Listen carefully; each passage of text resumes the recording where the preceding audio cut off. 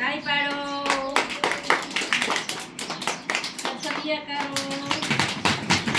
મોઢા ઉપર, ખભા ઉપર, માથા ઉપર,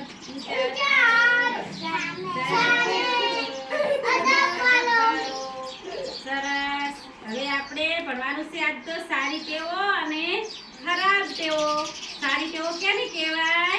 વહેલા ઉઠીને નાહવું પડે, પછી બ્રશ કરવાનો ને, પછી દૂધ પીવાનું, પછી નાઈને ઓગણવાડીમાં હેડો ને એટલે પછી દાદા દાદી હોય ને એને આવી રીતના નમન કરવાનું, પગે પડવાનું ને નમન, પછી ઓગણવાડીનું આપવાનું, નમન કરવું પડે ને દાદા દાદીનું.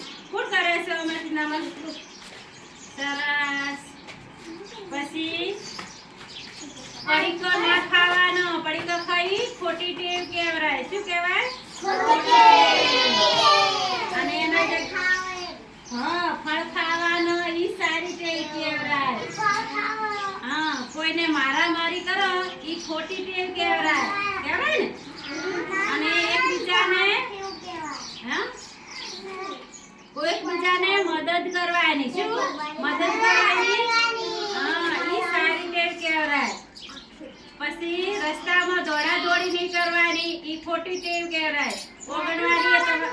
ઓગણવાડી આવો ને ત્યારે તમારા નાના ભાઈબંધ હોય ને એને હાથે પકડીને એક બાજુ લાવવાનો, ઈ સારી ટેવ કહેવાય. હા, તમે નાના ભાઈબંધને મારામારી કરો ને ઈ ખોટી ટેવ કહેવાય ને?